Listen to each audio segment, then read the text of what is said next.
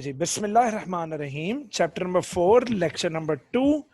Topic है जी आज का प्लाज्मा मेम्ब्रेन। क्या मेरे बच्चों? Plasma membrane. अच्छा बेटा, प्लाज्मा मेम्ब्रेन आप सबको पता है कि it is the outermost cover, it is the outermost cover with in the animal cells and animal like protist, जैसे अमीबा, यूग्लिना, पैरामीशियम वगैरह। तो इन सब में एनिमल्स और एनिमल लाइक प्रोटिस्ट में प्लाज्मा मेम्ब्रेन आउटरमोस्ट कवर है। लेकिन बच्चों, प्लांट्स के सेल्स में भी जब सेल्स इमेच्योर होते हैं तो उनमें प्लाज्मा मेम्ब्रेन ही आउटरमोस्ट कवरिंग है। सेल वॉल बाद में बनती है, सेल वॉल बाद में बनती है। तो जनाब, प्लाज्मा मेम्ब्रेन हमारा टॉपिक है आज का। तो प्लाज्मा मेम्ब्रेन का फर्स्ट पॉइंट, प्लाज्मा मेम्ब्रेन और सेल मेम्ब्रेन, प्लाज्मा मेम्ब्रेन और cell membrane is the outer most boundary of the cell. तो ये outer most boundary of the cell है। अब इसमें राइटर ने ये नहीं बताया कि मैच्योर प्लांट सेल्स में सेल मेम्ब्रेन के बाहर सेल वॉल आ जाएगी। बैक्टीरिया में भी प्लाज्मा मेम्ब्रेन के बाहर सेल वॉल होती है। तो ये प्लाज्मा मेम्ब्रेन जो है, तो plasma membrane is the outer most boundary of the cell. ठीक। However in most plant cells, तो यहां अब जिक्र कर दिया कि in most plant cells it is covered by a cell wall, it is covered by a cell wall, it is covered by a cell wall. बेटा फिर ना कहना खबर ना हुई। अल्लाह अकबर। अल मशहूर तरीन short question, very very very very important short question. What is the chemical composition of cell membrane? What is the chemical composition of plasma membrane? तो बेटा very very important। तो cell membrane is chemically composed of lipids and proteins। बेटा very important for MCQs, for short, 60 to 80% of proteins while 20 to 40% of lipids। तो जनाब, what is the chemical composition of cell membrane? Come on. Cell membrane is chemically composed of lipids and proteins.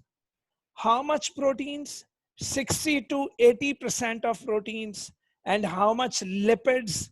20 to 40% of lipids. In addition, there is a small quantity of carbohydrates। तो मेरा बच्चा, it is made up of proteins, it is made up of lipids, it is made up of small quantity of carbohydrates।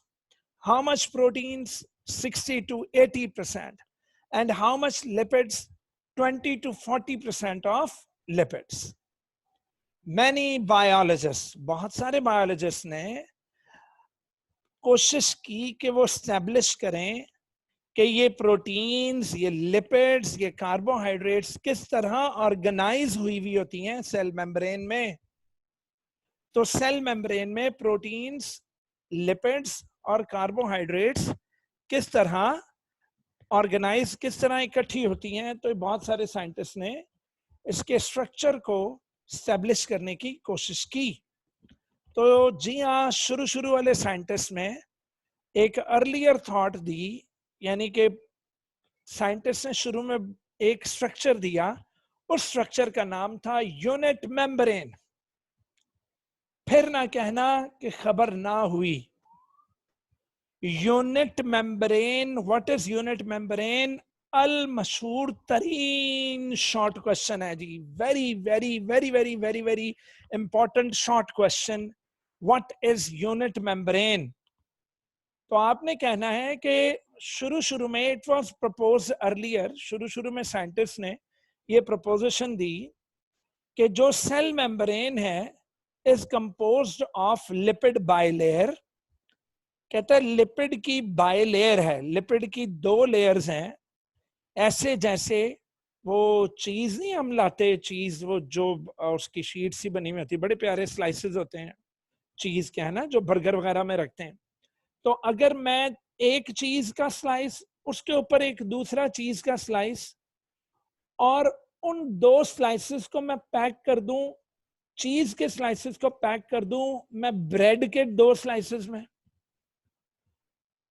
समझ आ रही है? तो ऊपर वाला bread, नीचे वाला ब्रेड, और दरमियान में 2 चीज के स्लाइसेस। तो चीज लिपिड, तो ऊपर वाला ब्रेड ऊपर वाली प्रोटीन की लेयर, नीचे वाला ब्रेड नीचे वाली प्रोटीन की लेयर। तो it was proposed that cell membrane is composed of lipid bilayer, दरमियान में 2 लेयर्स लिपिड की हैं, सैंडविच्ड बिटवीन। तो सैंडविच्ड बिटवीन, तो हम लोग जब कोई बर्गर वगैरह खाते हैं तो it is sandwiched between 2 breads, तो एक अपर ब्रेड तो एक lower bread, sandwiched between inner and outer layers of the protein, inner and outer layer of the protein.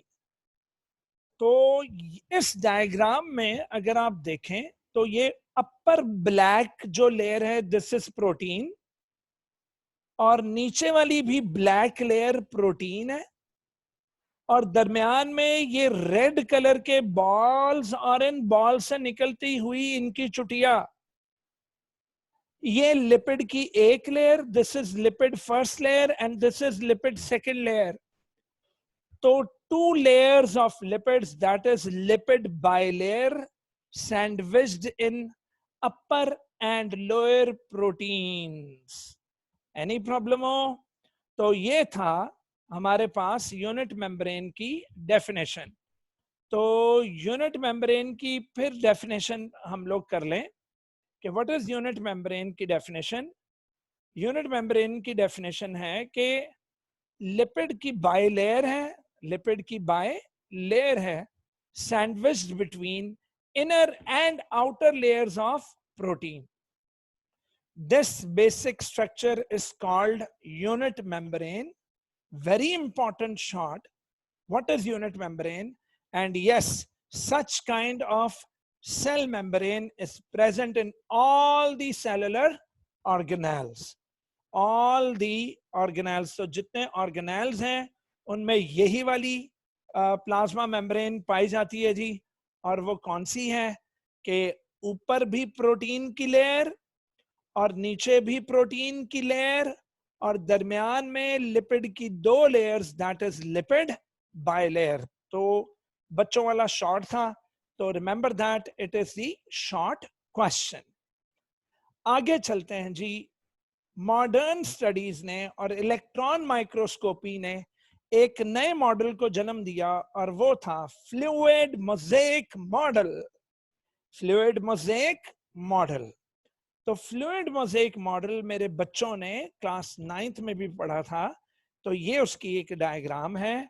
तो ये देखें बेटा, ये रेड वाली ऊपर वाली लिपिड की लेयर, ये रेड वाली नीचे वाली लिपिड की लेयर। तो अगेन 2 अदद लेयर्स हैं, तो लिपिड बाय लेयर है। लेकिन ये जो ब्लू कलर का आप देख रहे हो, दीज आर प्रोटीन मॉलिक्यूल्स। तो वो कहता है कि प्रोटीन लिपिड बाइलेयर को सैंडविच नहीं कर रही, प्रोटीन ऊपर और नीचे उसकी लेयर्स नहीं है, उल्टा प्रोटीन के जो मॉलिक्यूल्स हैं वो लिपिड बाइलेयर में मुख्तलिफ जगहों पर ठुके हुए हैं। ठुकने से मुराद एम्बेडेड है। क्या मेरा बच्चा? एम्बेडेड है। और तो और इस लिपिड के साथ थोड़ी सी कार्बोहाइड्रेट लगी हुई है, तो दिस इज ग्लाइको लिपिड। और अगर ये लिपिड के मॉलिक्यूल्स किसके साथ लग जाएं? प्रोटीन्स के साथ, तो ग्लाइको प्रोटीन्स बना देंगे। So this model is called fluid mosaic model. तो फ्लूइड मोज़ेक मॉडल में again lipid bilayer is not sandwiched between the 2 layers of proteins. Instead, lipid bilayer के अंदर protein molecules are embedded at different places, at different sites. तो जनाब आ गया कि the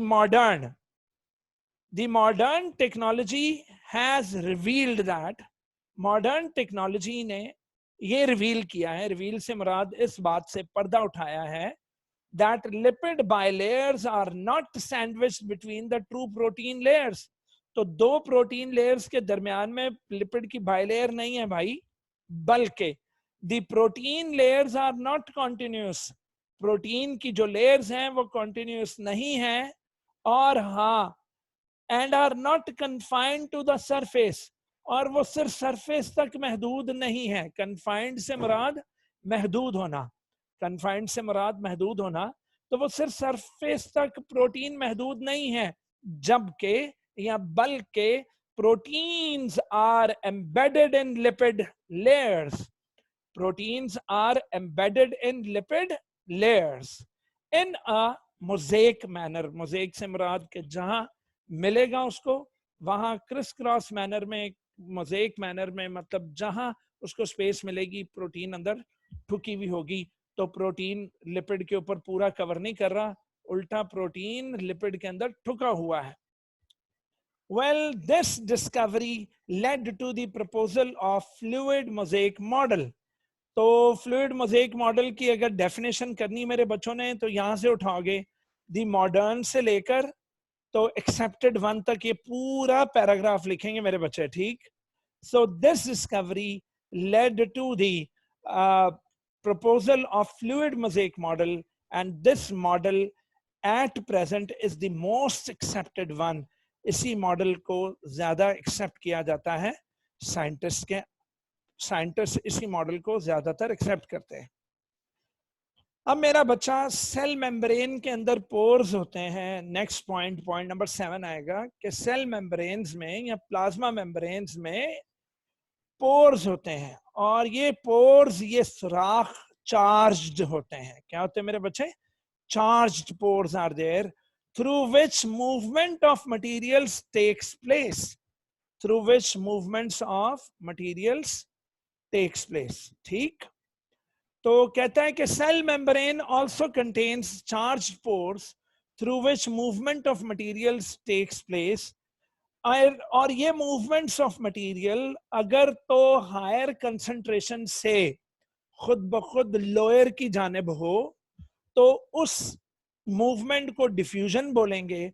अगर तो मॉलिक्यूल्स डिफ्यूजन कर रहे हैं तो वो पैसिव ट्रांसपोर्ट है, और अगर मॉलिक्यूल्स को ट्रांसपोर्ट प्रोटीन्स पकड़ कर एटीपी खर्च करके अगर अंदर का मटेरियल बाहर और बाहर का मटेरियल अंदर डाला जा रहा है, प्लाज्मा मेम्ब्रेन के अंदर या बाहर मटेरियल्स को निकाला जा रहा है या अंदर लाया जा रहा है, अगर तो उसमें एटीपी इन्वॉल्व है, अगर उसमें एनर्जी इन्वॉल्व है, तो that is called active transport. That is called what? Active transport. और पैसिव ट्रांसपोर्ट किसको बोलते हैं बेटा? Which is without the expense of energy. इसके अंदर एनर्जी इस्तेमाल नहीं होती, सिंपल डिफ्यूजन होती है. Molecules move from higher concentration towards lower concentration. Point 8 है जी, प्लाज्मा मेम्ब्रेन का अहम तरीन रोल क्या है? प्लाज्मा मेम्ब्रेन का रोल क्या है? प्लाज्मा मेम्ब्रेन का फंक्शन क्या है? तो transport of materials is one of the vital roles it plays for the cell. तो सेल के अंदर के मटेरियल्स को बाहर निकालना या बाहर के मटेरियल्स को सेल के अंदर आने देना, ये इसका अहम तरीन रोल है. तो जी हाँ, transport of materials across the membrane is its vital role. आपको पता है प्लाज्मा मेम्ब्रेन एक शॉपर बैग की तरह है. जिस तरह एक शॉपिंग बैग के अंदर, प्लास्टिक के शॉपिंग बैग के अंदर आप पानी डाल दो तो वो पानी बाहर नहीं निकलता अनलेस इवन उसमें कोई लीकेज ना हो. तो बेटा इसी तरह ही प्लाज्मा मेम्ब्रेन सेल के अंदर के कंटेंट्स को बाहर निकलने नहीं देता. और अगर सेल कंटेन्ड है, अगर सेल के केमिकल सेल के अंदर ही है, तो वो किसकी वजह से है? प्लाज्मा मेम्ब्रेन की वजह से. तो एक बैरियर है, एक रुकावट है. तो plasma membrane offers a barrier. Plasma membrane एक रुकावट का काम करती है between the cell contents and their environment, तो वो सेल कंटेंट्स को बाहर निकलने नहीं देती, allowing only selective substances to pass through it. And remember that plasma membrane में से सिर्फ selective substances अंदर से बाहर और बाहर से अंदर आ सकती हैं. तो प्लाज्मा मेम्ब्रेन एक selectively permeable membrane है.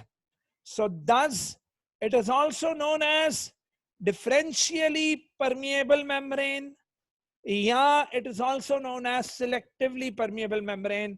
तो कोई मेरे बच्चों से इसकी डेफिनेशन पूछे कि what is the definition of selectively permeable membrane और differentially permeable membrane, तो मेरे बच्चे उसके जवाब में लिखेंगे कि these such kind of membranes are very much selective in substances to pass through, जो यानी जिन सब्सटेंसेस को इन्होंने अपने अंदर से पास करना उसके लिए बहुत ज्यादा सिलेक्टेड है, बहुत ज्यादा सिलेक्टिव है.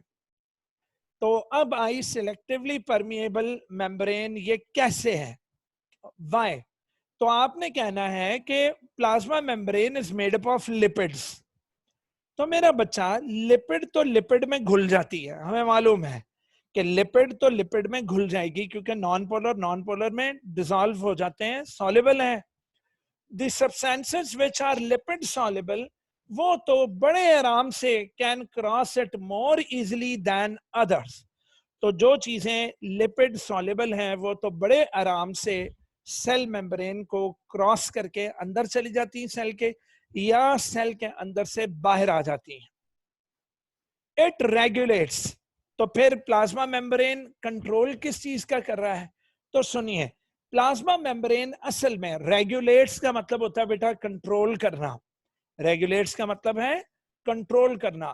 तो प्लाज्मा मेम्ब्रेन इज कंट्रोलिंग, असल में it is controlling the flow of materials and ions to maintain a definite gradient. तो बच्चों आयंस तो अब लिपिड में से नहीं ना गुजर सकते, वो तो पोर्स में से गुजरेंगे, और पोर्स पर स्पेशल सिक्योरिटी चेक्स हैं, वहां ट्रांसपोर्ट प्रोटीन्स हैं.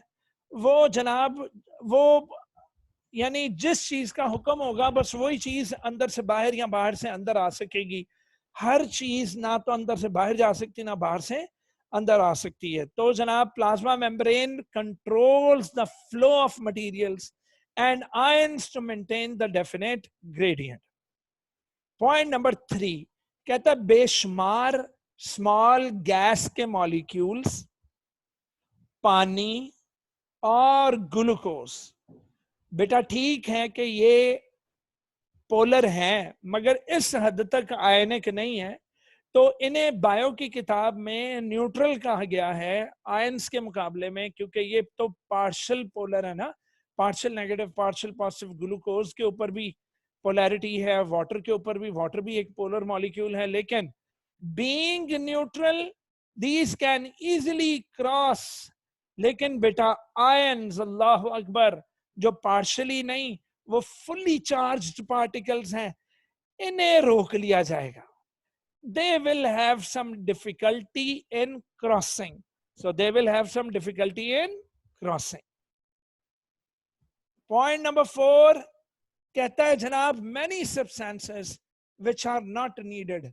बहुत सारी ऐसी substances जिनकी सेल को जरूरत नहीं होती वो भी constantly एंटर हो रहे होते हैं सेल के अंदर, और वो भी पैसिव ट्रांसपोर्ट के जरिए. मतलब कि अगर बाहर उनकी कंसंट्रेशन ज्यादा है वो सेल मेम्ब्रेन को क्रॉस करेंगे जबरदस्ती, क्योंकि हायर कंसंट्रेशन टुवर्ड्स किधर जाना है, लो, तो वो प्लाज्मा मेम्ब्रेन को क्रॉस कर करके अंदर आ रहे होंगे. अदर्स आर टेकन अप, और कुछ मॉलिक्यूल्स को तो प्लाज्मा मेम्ब्रेन खुद भी अगेंस्ट द कंसंट्रेशन ग्रेडियंट हासिल करती है. फॉर एग्जांपल अगर पहले से ही अंदर सोडियम के आयंस ज्यादा हैं, पहले से ही अंदर सोडियम के अगर आयन ज्यादा हैं, अब बाहर से अगर सोडियम के आयन ने अंदर आना है तो फिर एक्टिव ट्रांसपोर्ट होगी, फिर जनाब एनर्जी लगेगी. तो अगर तो बाहर कंसंट्रेशन ज्यादा और अंदर कम है तो बड़े आराम से पार्टिकल्स मूव होकर अंदर आ जाएंगे. लेकिन अगर अंदर पहले ही पार्टिकल ज्यादा कंसंट्रेशन में है तो बाहर से मजीद पार्टिकल अंदर आने के लिए फिर क्या लगेगी, एनर्जी लगेगी। ऐसे ही जैसे आप किसी मूवी पर जाते हो तो वो हॉल वाले कहते हैं कि जी हमारा हॉल बिल्कुल फुल है, तो आप कह देते हो कि अच्छा पकड़ो, तुम टिकट, डबल टिकट के पैसे ले लो लेकिन मुझे अंदर बैठने दो।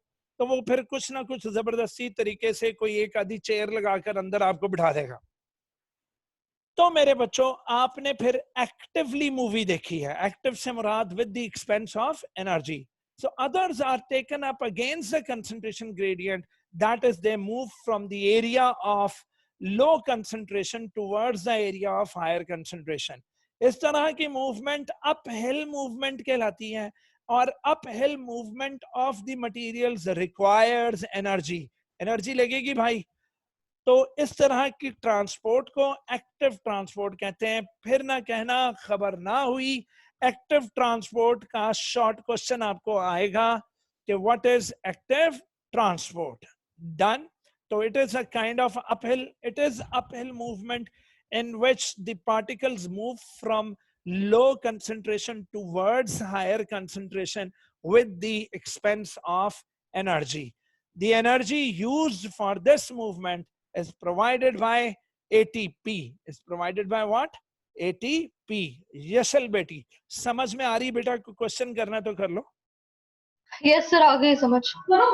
चलें जी, जीती रही है। और एमन बेटा आपको समझ में आ रही है? जी सर आ रही है। चलें जी आगे चलते हैं बेटा। एंडोसाइटोसिस, क्या मेरा बच्चा? एंडोसाइटोसिस। पुत्र एंडो का मतलब अंदर आन दो, एंडो का मतलब अंदर आन दो, साइटोसिस सेल से रिलेटेड है। तो अगर कोई चीज सेल के अंदर आ रही है और वो लिपिड बाइलेयर में से भी नहीं गुजर सकी, और वो चीज इतने बड़े साइज की है कि उसको ट्रांसपोर्ट प्रोटीन्स भी एनर्जी लगाकर भी अंदर नहीं ला पा रहे, तो बस फिर सेल की जो मेम्ब्रेन है वो एकदम एक बनाएगी कप, और उस कप के जरिए उस फूड मटेरियल को अपने अंदर ले जाएगी। पढ़ा भी हुआ हमने क्लास 9th में। इन मैनी एनिमल सेल्स, बहुत सारे एनिमल सेल्स में cell membrane helps to take in materials, cell membrane के जरिए मटेरियल्स अंदर को ले लिए जाते हैं। कैसे? वो प्लाज्मा मेम्ब्रेन एक इनफोल्डिंग बना लेती है, एक कप बना लेती है, और कप बनाकर वो अपने अंदर फूड के पार्टिकल्स को ले जाएगी, और फूड अंदर जाते साथ ही वैक्यूल्स बन जाएंगे, उसके अंदर फूड के वैक्यूल्स बन जाएंगे। तो जनाब this type of intake is termed as endocytosis. फिर ना कहना खबर ना हुई, एंडोसाइटोसिस अल मशहूर तरीन शॉर्ट क्वेश्चन है जी कि डिफाइन एंडोसाइटोसिस। तो आप बोलोगे कि it is the process in which cell membrane helps to take in materials by infolding in the form of vacuoles. So this kind of intake is called endocytosis, which can be either phagocytosis cellular eating to engulf solid particles, या फिर pinocytosis, that is cellular drinking, that is to take in liquid material, to take in what? Liquid material. तो endocytosis की 2 types हैं, phagocytosis and pinocytosis. बच्चे मेरे पास आ जाते हैं, sir वो फलाना सवाल कहाँ से निकला है सर? वो पता लगता है किताब में उन्होंने प्रोमिनेंट नहीं किया हुआ, किताब में निशान नहीं लगे हुए, उन्होंने एक ही पैराग्राफ बनाकर सारा कुछ ही बता दिया है। लेकिन बेटा यहाँ सर अफजल की क्लास में आपको इंशाल्लाह पॉइंट वाइज समझाया जाएगा, बुक की एक लाइन भी नहीं हम छोड़ेंगे इंशाल्लाह ताला, लाइन टू लाइन पढ़ेंगे। और ये कैसी बात है कि कुछ टीचर्स पढ़ाते हैं तो बच्चे मतलब लिख लिख के मर जाते हैं। इंशाल्लाह ताला आप मेरे से पढ़ोगे, आपको समझ इतनी अच्छी आएगी कि किताब पर कम से कम लिखोगे।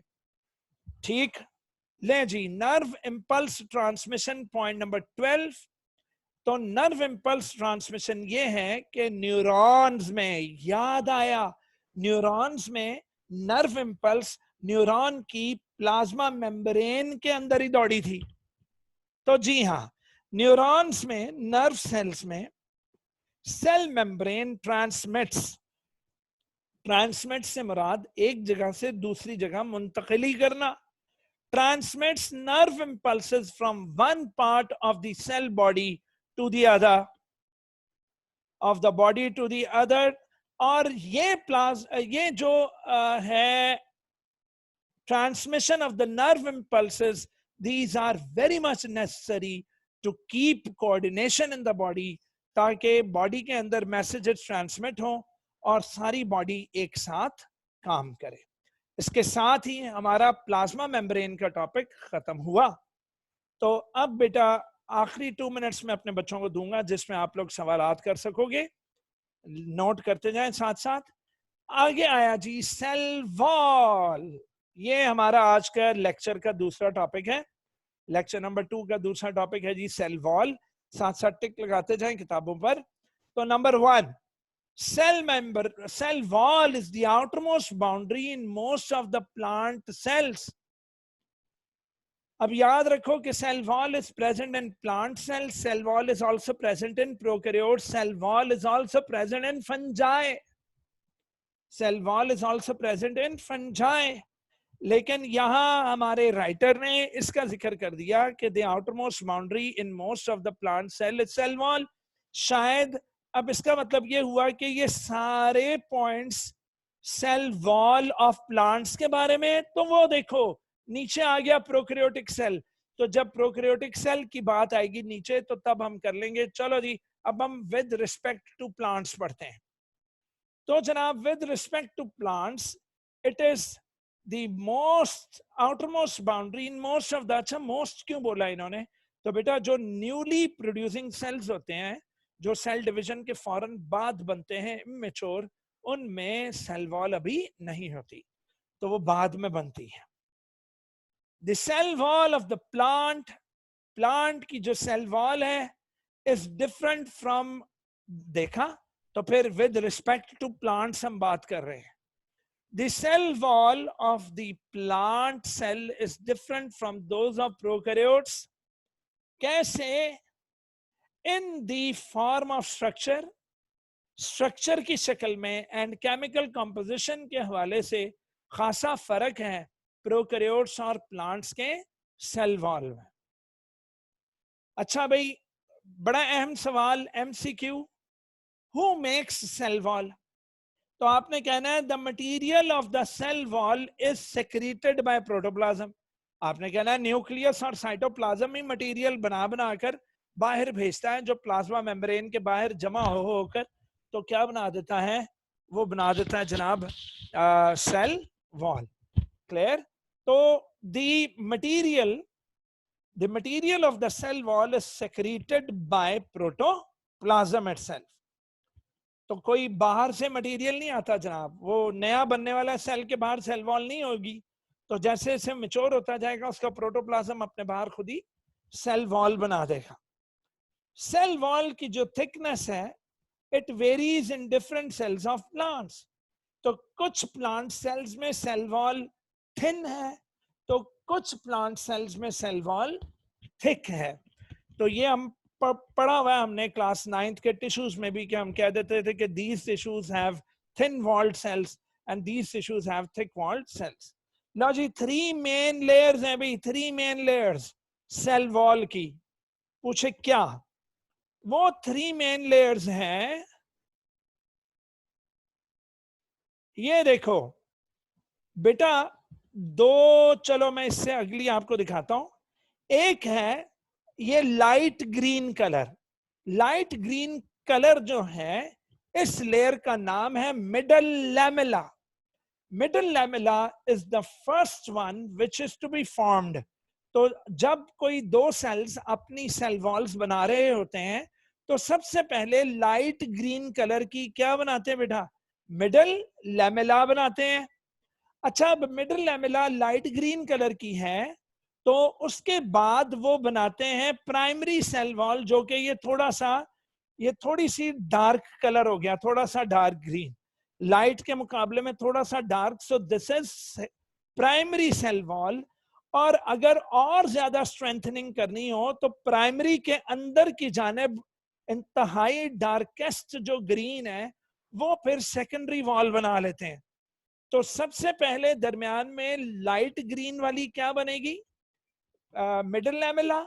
उसके बाद क्या बनेगी, उससे उससे डार्क वाले कलर की प्राइमरी, और सबके एंड पर क्या बनेगी, सेकेंडरी सेल वॉल।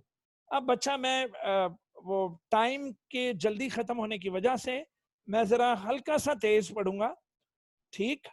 तो it is composed of 3 main layers, primary wall, secondary wall, and the middle lamella. Point number 2, middle lamella is first to be formed in between primary walls of the neighboring cells. तो दो neighboring cells में सबसे पहले क्या बनी, middle lamella, फिर क्या बनी, the primary wall बन गई। Now primary wall is composed of cellulose and some deposition of pectin and hemicellulose. Pectin भी कॉम्प्लेक्स कार्बोहाइड्रेट, हेमीसेल्युलोज सेल्युलोज के मुकाबले में जरा लेस कॉम्प्लेक्स, और सेल्युलोज भी एक कॉम्प्लेक्स कार्बोहाइड्रेट है। Cellulose molecules are arranged in criss cross manner. ये वो मैनर है जिसमें दादी अम्मा ऊन को लेकर, वो नहीं वो स्वेटर जो बनाती, तो स्वेटर के अंदर जो धागे होते हैं या शर्ट्स के अंदर जो धागे हैं वो क्रिस क्रॉस मैनर में अरेंज हुए हुए होते हैं, जिस तरह चटाई बनाते हैं। Next, the primary wall is a true wall. Primary wall ही एक ट्रू वॉल है और ये काफी होती है। And it develops in newly growing cells, और न्यूली ग्रोइंग सेल्स में जो मिडिल लैमेला के बाद अगर जो पहली सेल वॉल बनेगी वो कौन सी है जी, प्राइमरी सेल वॉल। लेकिन अगर उस सेल को मजीद अपने आप को स्ट्रेंथन करना है, then the secondary wall is formed on the inner, मतलब प्राइमरी के अंदर की जानिब बनेगी, प्लाज्मा मेम्ब्रेन की जानिब, on its inner surface and is comparatively thick and rigid. तो जनाब ये comparatively thick होती है और rigid होती है। जो डार्केस्ट कलर है वो सेकेंडरी है, बाहर के जाने प्राइमरी, और दो सेल्स के दरमियान है जी middle lamella. Middle lamella.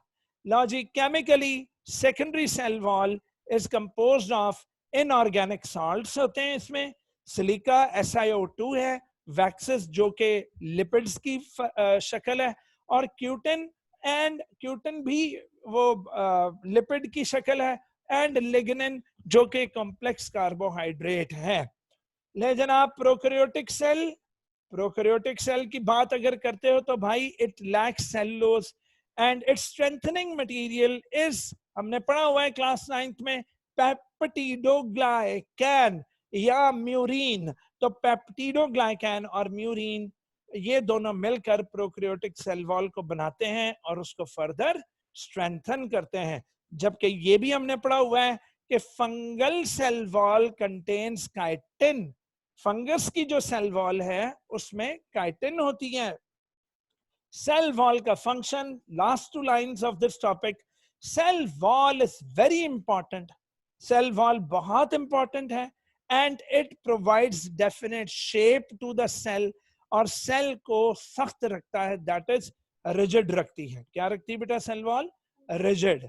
And last, plasma membrane की तरह cell wall is not a barrier. बेटा cell wall it does not act as a barrier, ये कोई सिलेक्टिवली परमिएबल नहीं है भाई, it is permeable to the materials passing through it. जी मेरे बच्चों, किसी ने कोई क्वेश्चन करना हो